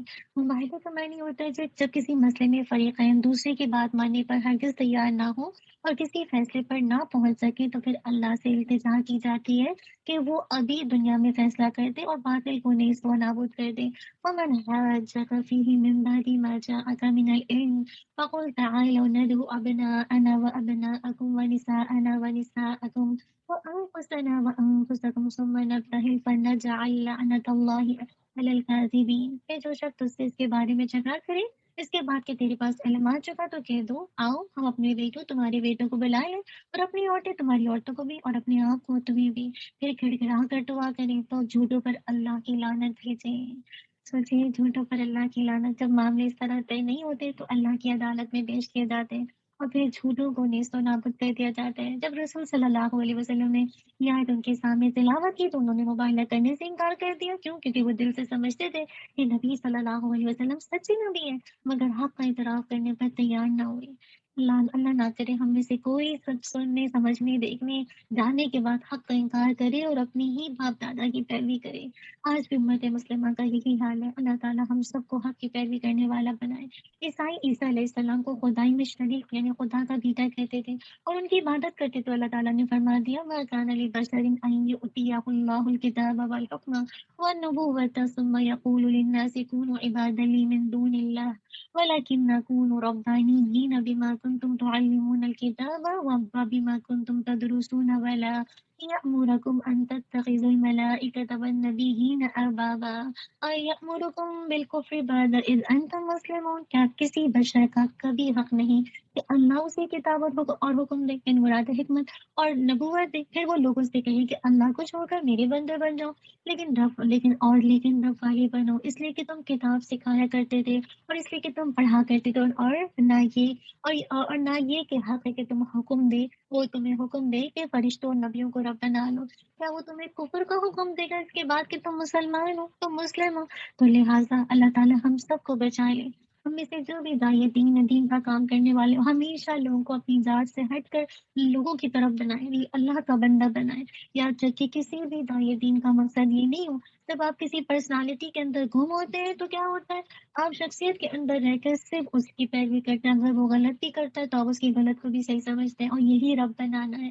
یاد رکھیے جب تک میں اور آپ حق کو ساتھ نہیں دیں گے، کتاب و سنت کی پیروی نہیں کریں گے، اللہ سے سب سے زیادہ محبت نہیں کریں گے تو بات نہیں بنے گی۔ انجیل میں واضح طور پر موجود تھا کہ عیسیٰ علیہ السلام نے اپنے بعد ایک نبی کے آنے کی بشارت دی تھی، اور عیسائی آج بھی اس کا انتظار کر رہے ہیں۔ اللہ تعالیٰ نے فرمایا جس نبی کی عیسیٰ علیہ السلام نے بشارت دی تھی، وہ جس کا تم انتظار کر رہے ہو، وہ محمد صلی اللہ علیہ وسلم ہے۔ ان کے متعلق اللہ تعالیٰ نے عالم اربوں میں تمام انبیاء سے وعدہ لیا تھا کہ جب وہ نبی آئے گا تو تم کیا کرو گے، تو تمام انبیاء اپنی نبوت اور کتاب کو چھوڑ کر نبی صلی اللہ علیہ وسلم کی نبوت کو تسلیم کریں گے۔ وَإِذْ أَخَذَ اللَّهُ مِيثَاقَ النَّبِيِّينَ لَمَا آتَيْتُكُم مِّن كِتَابٍ وَحِكْمَةٍ ثُمَّ جَاءَكُمْ رَسُولٌ مُصَدِّقٌ لِّمَا مَعَكُمْ لَتُؤْمِنُنَّ بِهِ وَلَتَنصُرُنَّهُ قَالَ أَأَقْرَرْتُمْ وَأَخَذْتُمْ عَلَىٰ ذَٰلِكُمْ إِصْرِي قَالُوا أَقْرَرْنَا قَالَ فَاشْهَدُوا وَأَنَا مَعَكُم مِّنَ الشَّاهِدِينَ۔ اور جب اللہ تعالیٰ نے سب نبیوں سے پختہ عہد لیا کہ میں کتاب و حکمت میں سے کچھ بھی تمہیں دوں، پھر تمہارے پاس کوئی رسول آئے جو اس کی تصدیق کرنے والا ہو جو تمہارے پاس ہے، تو تم اس پر ضرور ہی مان لاؤ گے اور ضرور اس کی مدد کرو گے۔ فرمایا کیا تم نے اقرار کیا اور اس پر میرا بھاری عہد قبول کیا؟ انہوں نے کہا ہم نے اقرار کیا۔ اللہ اکبر۔ فرمایا تو تم گواہ رہو اور تمہارے ساتھ میں بھی گواہوں میں سے ہوں۔ اور پھر آخر میں اللہ تعالیٰ نے الحمدللہ بہت واضح الفاظ سے اعلان کر دیا أَفَغَيْرَ دِینِ اللَّهِ يَبْغُونَ وَلَهُ أَسْلَمَ مَن فِي السَّمَاوَاتِ وَالْأَرْضِ طَوْعًا وَكَرْهًا وَإِلَيْهِ يُرْجَعُونَ۔ اور جو اسلام کے علاوہ کوئی اور دین تلاش کرے گا تو اس سے ہرگز نہیں قبول کیا جائے گا، اور وہ آخرت میں خسارہ اٹھانے والوں میں سے ہوگا۔ اللہ نہ کرے ہم میں سے کوئی ایسا کرے۔ اب آپ تو سوچیے نا کیسے بتا دیا گیا کہ بات ساری یہی ہے کہ جو لوگ اس انداز سے مطلب اسلام کو جسے مطلب اسلام کے علاوہ دوسرے دینوں کے مطابق اپنی جیسے قاعدہ چلنا چاہتے تو پھر وہ خسارہ اٹھاتے۔ اب اگر کوئی شخص اسلام کے علاوہ کوئی بھی راستہ اختیار کرتا ہے، یاد رکھیے اسے ہرگز نہیں قبول ہو۔ کیوں؟ کیونکہ اب ہدایت کا جو مدار ہے اللہ کے نبی صلی اللہ علیہ وسلم کی ذات اقدس پر ہے۔ انہوں نے جو ہمیں تعلیم دی دی، انہوں نے جو ہمیں بتا دیا، اس پر بس ہمیں اسی پر ہمیں چلنا، اور یہی درست طریقہ ہے۔ اللہ تعالیٰ مجھے اور آپ کو عمل کرنے والا بنا دے۔ اللہ تعالیٰ کیسے کرا ہر چیز کو اللہ کے آگے جو بھی آسمان میں زمین میں سب کچھ اللہ کے فرما بردار ہے، تو میں اور آپ کیوں نہیں خوشی سے اللہ تعالیٰ کی فرما برداری کرتے اور اللہ کے حکموں پر چلنے کی کوشش کرتے۔ اللہ تعالیٰ مجھ سے اور آپ سے فرما برداری کرا لے۔ اس رمضان میں ہمیں اتنی توفیق دے کہ ہم اللہ کے بندے بن جائیں، رحمان کے بندے بن جائیں۔ اللہ تعالیٰ ہم سب کے لیے کافی ہو جائے۔ جزاک اللہ خیر۔ انشاءاللہ تھنگس ٹو پونڈر کو دیکھتے ہیں۔ آیت کرسی پڑھنے کو معمول بنانا ہے، دعا کی قبولیت کے لیے اللہ کو اس کے ناموں سے پکارنا ہے، اللہ کی قربت کے لیے اپنی بہترین چیز اللہ کے راستے میں خرچ کرنی ہے، امال کی حفاظت کے لیے 3 چیزوں سے بچنا ہے، احسان جتانا، اذیت دینا اور دکھاوا کرنا، نیمتوں کی حفاظت کے لیے دوسروں کو فائدہ پہنچانا ہے، اللہ تعالیٰ سے بخشش طلب کرنی ہے اور عذاب الہی سے پناہ مانگنی ہے، مال کو گن گن کر خرچ نہیں کرنا، خوف آخرت اپنے اندر پیدا کرنا ہے، صدقات کو پوشیدہ رکھنا ہے، راہ حق میں لگے ہوئے لوگوں کی مدد کرنی ہے، نبی صلی اللہ علیہ وسلم سے محبت کا عملی ثبوت، سنتوں کی پیروی کر کے ادا کرنا، انبیاء علیہ السلام کے درمیان فرق نہیں کرنا، یکسو مسلمان بننا، ہے، فرض کے معاملے کو لکھنا اور گواہ بنانا ہے، اطاعت احکامات الہی کو بجا لانا ہے اور ناشکری اور بد عملی کے رویوں سے بچنا ہے، لوگوں سے لپٹ کر سوال نہیں کرنا، بخل اور بے حیائی کے کاموں سے بچنا ہے، سودی معاملات کا لین دین نہیں کرنا، سحری کے وقت استغفار کرنا ہے، اللہ تعالیٰ سے ہدایت و تقوی کی دعا کرنی ہے، امانت داری اور ایفائی عہد کو پورا کرنا ہے، متشابہات میں بحث نہیں کرنا، حب دنیا کی وجہ سے عہد کو نہیں توڑنا، دین میں اختلاف پیدا نہیں کرنا، کتاب الہی سے اعراض کر کے حق کو نہیں چھپانا، دین الہی کو چھوڑ کر کسی اور دین کو نہیں اپنانا، نجات کی چھوٹی خوش فہمیوں سے بچنا ہے اور اہل ایمان کو چھوڑ کر کفار سے دلی دوستی نہیں کرنی۔ وآخر دعوانا الحمد للہ رب العالمین، سبحانک اللہم و بحمدک، نشہد ان لا الہ الا انت، نستغفرک و نتوب الیک، ربنا تقبل منا انک انت السمیع العلیم وتب علینا انک انت التواب الرحیم، سبحان ربک رب العزت عما یصفون والسلام علی المرسلین والحمد للہ رب العالمین۔ جزاک اللہ خیر، بارک اللہ فیک، السلام علیکم ورحمۃ اللہ وبرکاتہ۔ الحمد للہ رب العالمین، ہمارا کمپلیٹ ہو گیا، بس اللہ تعالیٰ ہم سب سے قبول کرے۔ آپ سب جانتے ہیں کہ ہماری بخاری کی کلاس ہے، اگر آپ میں سے کوئی بھی انشاءاللہ 5 منٹس لے کر کچھ اپنی فیلنگس کو شیئر کرنا چاہتے ہیں تو ضرور کر سکتا ہے۔ آپ اپنے انشاءاللہ ہینڈ ریز کر دیجیے انشاءاللہ والعظیم۔ اگر آپ میں سے کوئی بھی کرنا چاہتے تو میں اس کو انمیوٹ کر دیتی ہوں جی انشاءاللہ۔ تو آپ لوگ 5 منٹ اپنا کر دیجیے انشاءاللہ، جو بھی شیئرنگ کرنا چاہتے ہیں۔ بہت فاسٹ ہمارا یہ خلاصہ قرآن جا رہا ہے، امید ہے کہ آپ کو ریمائنڈرز مل رہے ہوں گے، بس اللہ تعالیٰ عمل کی توفیق دے دیں جی۔ چلیے انشاءاللہ